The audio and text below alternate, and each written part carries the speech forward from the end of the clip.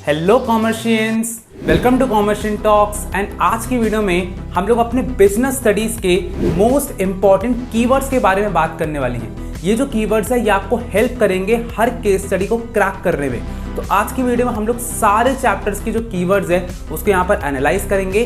तो वीडियो बहुत ज़्यादा इंपॉर्टेंट होगी, इसलिए इसके बिल्कुल भी नहीं करना है एंड चैनल को सब्सक्राइब कर लेना है फॉर मोर सच कॉन्टेंट। चलो यार जल्दी से वीडियो को स्टार्ट करते हैं। अब ये जो कीवर्ड्स है हमारे सामने जाते हैं, इसमें जो मोस्ट इंपॉर्टेंट कीवर्ड्स है वो मैं आपको अभी करवा देता हूं। बाकी के कीवर्ड्स आपको जरूर से एक बार देख करके जाना है।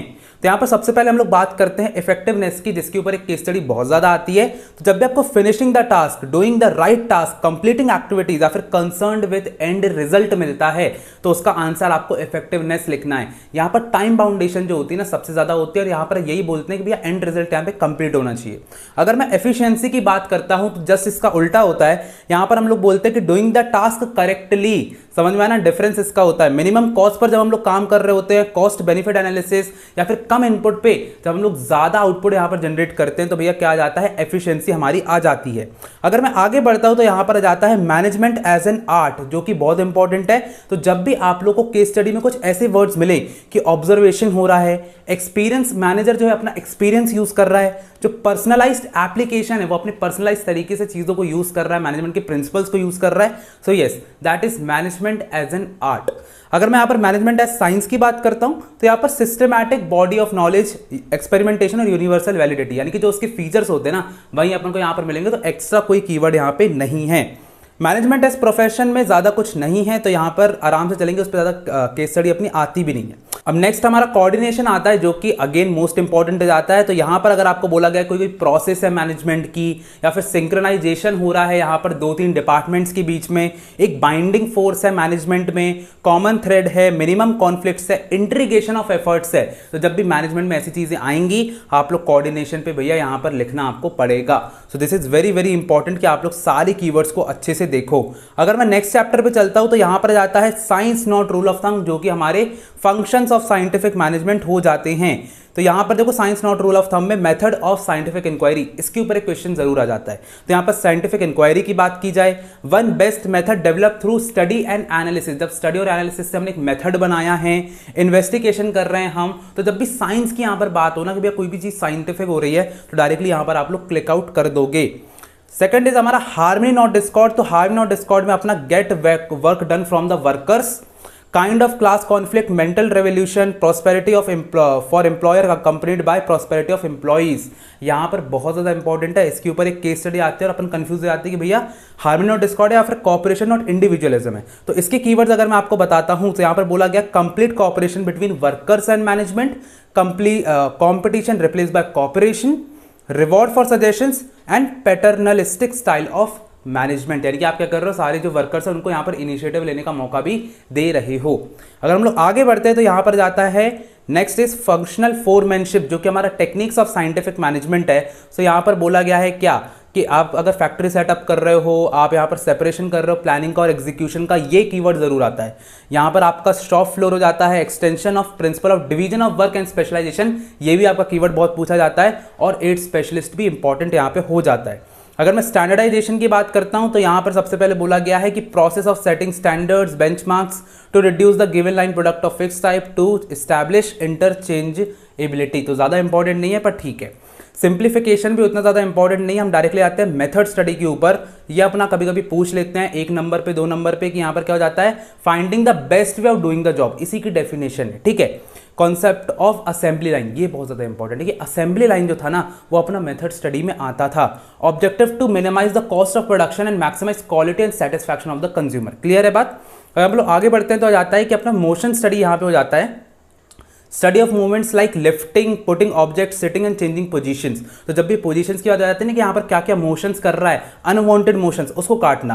तो यही अपना सेकंड पॉइंट में आता है कि एलिमिनेटिंग अननेसेसरी मूवमेंट्स। तो यहाँ पर तो आपका रिवीजन भी मैं यहाँ पर करवाते जा रहा हूँ कीवर्ड्स के through. Use of stopwatches, symbols, colours to identify motions. Clear है बात। तो यहाँ पर बहुत ज़्यादा ये चीज़ इंपॉर्टेंट हो जाती है। टाइम स्टडी की अगर मैं बात करता हूं तो standard task time for task एक टाइम होना चाहिए आपका। Objective to determine the number of workers to be employed, frame suitable incentive schemes and determine labour cost. तो यहाँ पर हर चीज़ हमको डिटरमाइन करना पड़ेगा, कौन वर्कर कितना टाइम ले रहा है, तो इस पर आपको हल्का फुल्का 1 मार्क्स का क्वेश्चन आ सकता है। फैटिग स्टडी की बात करता हूँ तो यहाँ पर रेस्ट कर रहे हो आप वाइल्ड वर्किंग, रीगेन कर रहे हो स्टैमिना, यानी कि कितना अपन को रेस्ट करना चाहिए, इसके ऊपर मेनली ये चीज़ आएगी। इसके अलावा डिफरेंशियल पीस वेज सिस्टम, ये तो चलो ज़्यादा नहीं आएगा। मेंटल रेवोल्यूशन के ऊपर आता है, तो भैया ये चीज़ ध्यान रखना कि change in attitude of workers and management aim to increase size of surplus. तो ये जो change in attitude of workers in management है ना, ये सबसे ज़्यादा आता है, तो उसमें कंफ्यूज नहीं होना है। और जब भी अपन को यहाँ पर टेक्निक्स की बात की जाएगी तभी अपन लोग जो है मेंटल रेवोल्यूशन को लिखेंगे। हम लोग आगे बढ़ते तो यहाँ पर 14 प्रिंसिपल्स आ जाते हैं। तो डिवीजन ऑफ वर्क जो होता है वो सबसे ज़्यादा ईजी होता है, क्योंकि कभी भी पूछा जाएगा तो आपको ये सब चीज़ें दी जाएंगी कि भैया वर्क को स्मॉल टास्क में डिवाइड कर दिया गया है। स्पेशलाइजेशन यहाँ पे आता है, जो प्रिंसिपल है वो परवेसिव है, हर जगह पर यूज होता है, तो इसका अपन को अच्छे से प्रैक्टिस कर लेनी है। इसके अलावा अथॉरिटी एंड रिस्पॉन्सिबिलिटी की बात करते हैं तो अगेन इजी ही आता है कि आपको एक बैलेंस बनाना है अथॉरिटी और रिस्पॉन्सिबिलिटी पे, ठीक है। और managers have the right to punish for wilfully not obeying a legitimate order, ये वाला कीवर्ड बहुत कम आता है, तो इसको अपन लोग थोड़ा सा इग्नोर ही करेंगे। अगर आगे बढ़ते हैं तो यहाँ पर डिसिप्लिन आ जाता है। तो डिसिप्लिन में आपको बस यही है कि रूल्स एंड रेगुलेशंस की बात की जाएगी, कोड ऑफ कंडक्ट की बात की जाएगी, क्लियर एंड फेयर एग्रीमेंट्स की बात की जाएगी, ये सारी चीज़ें आपको मिल जाती हैं। आगे बढ़ते हैं तो हमारा आ जाता है that is unity of command. Unity of command में अपना एक चीज़ सबसे ज़्यादा आती है कि one boss for every employee. ये चीज़ जो है ना बेटा याद कर लेना, क्योंकि ये चीज़ ही आती है। Order from one superior, yes ये भी बहुत ज़्यादा आता है। Dual subordination should be avoided, ये अपना कम ही आता है, तो यहाँ पर 2 आपको अच्छे से याद कर लेना है। यूनिटी ऑफ डायरेक्शन में क्या होता है, कॉमन ऑब्जेक्टिव्स होते हैं, कोऑर्डिनेटेड होते हैं, फोकस्ड एफर्ट्स के साथ, वन हेड वन प्लान यहाँ पर आ जाता है, यूनिटी ऑफ एक्शन आ जाता है, ठीक है। अगर हम लोग subordination of individual interest to general interest की बात करते हैं तो यहाँ पर जो large interest of workers and stakeholders are more important than the interest of every person, ये आपको कभी कभी आ जाता है बेटा। 1 नंबर पे जाएगा, 3 नंबर में आपको केस स्टडी आ सकती है, ठीक है। वैसे तो इससे डायरेक्ट क्वेश्चन आने के ज़्यादा चांसेस है, पर जो 1 नंबर की केस स्टडीज आ गई ना, तो उसमें यहाँ पर दिक्कत अपन को फेस करनी पड़ जाती है। अगर हम लोग रेम्यूनरेशन की बात करते हो डायरेक्टली आपको फेयर और पे यहाँ पर कॉम्पनसेशन करना पड़ता है, दैट्स इट, ज़्यादा पढ़ने की जरूरत नहीं है। सेंट्रलाइजेशन एंड डिसेंट्रलाइजेशन इंपॉर्टेंट है, इस पर आपको भैया कंफ्यूजन हो सकता है।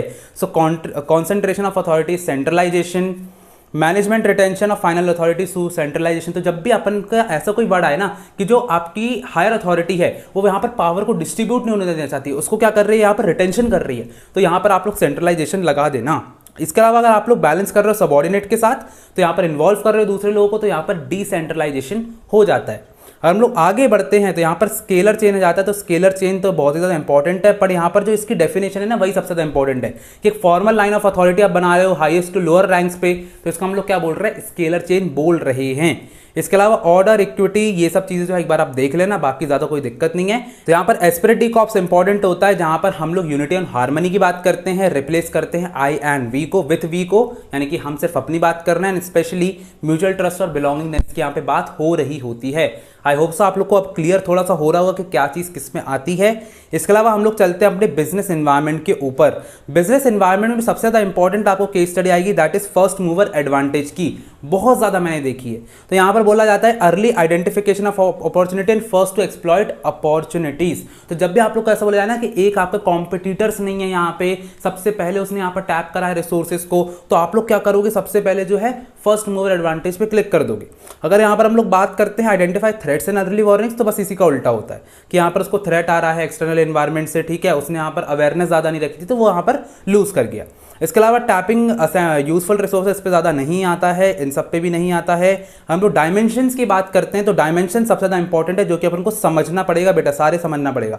इकोनॉमिक की बात करता हूँ तो यहाँ पर interest rate, price, income, rate of growth, जब भी बेटा पैसे से रिलेटेड बात होती है ना तो यहाँ पर अपना इकोनॉमिक ग्रोथ आता है, इकोनॉमिक डायमेंशन यहाँ पे आ जाता है। अगर मैं सोशल की बात करता हूँ तो यहाँ पर जो सोशल बिजनेस एनवायरनमेंट यहाँ पर कब आता है, जहाँ पर लाइफ एक्सपेक्टेंसी की बात हो रही हो, birth rate, death rate, quality of life, population shift, family habits, traditions, values, education, literacy rate, बहुत इंपॉर्टेंट है यार, बिल्कुल सही बताया गया है। ये सेम चीज़ें मैंने अपनी जो केस स्टडीज है उनमें देखा है, तो यही आपके जो कीवर्ड्स हैं वो यहाँ पर आते हैं। इसके अलावा टेक्नोलॉजिकल में आपको क्या बोला जाएगा कि न्यू मेथड्स और टेक्निक्स का यूज हो रहा है, ऐप बना दिया है, कुछ भी चीज़ बना दी है, न्यू वेज ऑफ प्रोडक्शन की बात की जा रही है, साइंटिफिक इंप्रूवमेंट्स की बात की जा रही है, इनोवेशंस की बात की जा रही है। बहुत ही ज़्यादा यहाँ पर इंपॉर्टेंट ये चीज़ हो जाती है। लीगल की बात करता हूँ तो यहाँ पर सबसे पहले बात तो आपको सुप्रीम कोर्ट की बात बोल देंगे कि सुप्रीम कोर्ट है, लीगल एक्ट है, कोई लीगल रेगुलेशन है। तो जब भी लॉ एंड ऑर्डर की बात होगी ना, वो यहाँ पर हमको करना है। Warning about products like cigarette और टोबैको, तो मतलब बेसिकली ऐसे कुछ एग्जाम्पल होंगे जो कि लीगली बैंड हैं, तो यहाँ पर आपको लीगल पे जाना है। पॉलिटिकल में क्या होगा, आपको गवर्नमेंट ऑफ इंडिया नाम से आ सकता है कि गवर्नमेंट की पॉलिसीज हैं, इलेक्टेड गवर्नमेंट ने कोई डिसीजन लिया था, मेक इन इंडिया प्रोग्राम हो गया था, कंडीशंस आ गई थी, पॉलिटिकल एटीट्यूड ऑफ गवर्नमेंट की बात की गई है, तो यहाँ पर आपका पॉलिटिकल इन्वायरमेंट हो जाएगा।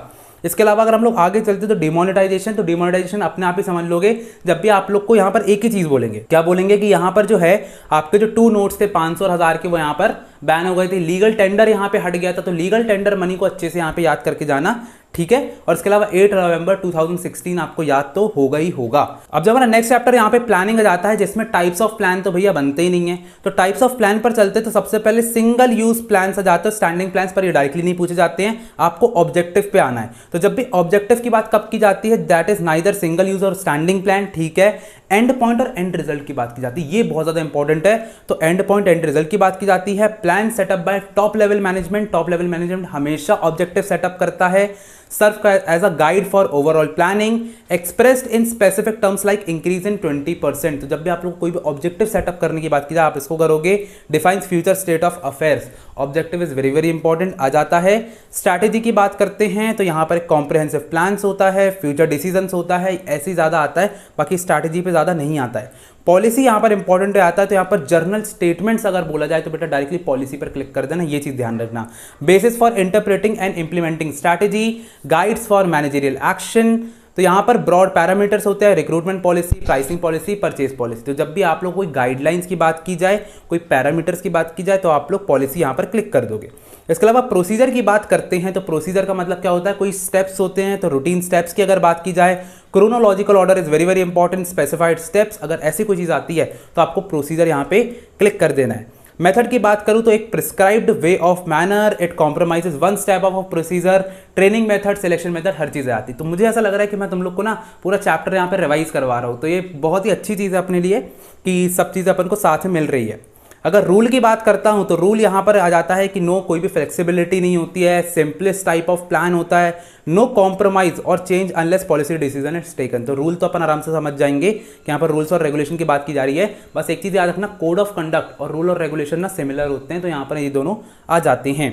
प्रोग्राम की बात करो तो डिटेल स्टेटमेंट होता है, तो हम लोग कभी कभी कंफ्यूज हो जाते हैं। तो प्रोग्राम क्या होता है, डिटेल स्टेटमेंट होता है, इसमें हम लोग अपने ऑब्जेक्टिव्स बनाते हैं, पॉलिसीज, प्रोसीजर, रूल्स वगैरह, यानी कि जितने भी पहले बड़े थे वो सब अपना प्रोग्राम के अंदर आ जाता है। तो ये सबका मिलावट से बनता है। इसके अलावा अपना बजट आ जाता है, तो बजट क्या हो जाता है, अपना statement expected result in numerical terms. जब भी आपको न्यूमेरिकल टर्म्स की बात की जाए, फाइनेंशियल इंफॉर्मेशन दी जाए, फिर आपको अगर टाइप्स ऑफ प्लान पूछा जाए तो भैया बजट पे जाकर के क्लिक कर देना। अब हमारा नेक्स्ट चैप्टर यहाँ पर ऑर्गेनाइजिंग आ जाता है, तो ऑर्गेनाइजिंग एज अ प्रोसेस भी पूछ लिया जाता है। तो यहाँ पर एक प्रोसेस होती है, फंक्शंस ऑफ मैनेजमेंट, ठीक है, बट जो most important that is the process that coordinates human efforts, assemble resources and integrate both. बेटा ये सेम लाइंस मैंने केस स्टडीज में देखी है, बहुत इंपॉर्टेंट आता है। Process that initiates implementations of plans by carrying jobs and working relationships and effectively deploying resources. यहाँ पर जो आपका थर्ड और फोर्थ कीवर्ड है वो सबसे ज्यादा इंपॉर्टेंट यहाँ पे हो जाता है। अगर मैं आगे बढ़ता हूं तो यहां पर और ज्यादा चीजें आती, स्पैन ऑफ मैनेजमेंट पे क्वेश्चन आ जाता है। तो यहां पर number of subordinates that can be effectively manage by superior, ये आपको डायरेक्ट क्वेश्चन आएगा, बट मैंने आप लोग को बता दिया। फंक्शनल ऑर्गेनाइजेशनल स्ट्रक्चर की बात करता हूं तो यहां पर grouping of jobs in similar nature. तो फंक्शनल में क्या होता है, सेम तरीके की जॉब होती है, सेपरेट डिपार्टमेंट होते हैं, और ऑक्यूपेशनल स्पेशलाइजेशन आता है, डुप्लीकेशन ऑफ वर्क नहीं होता है।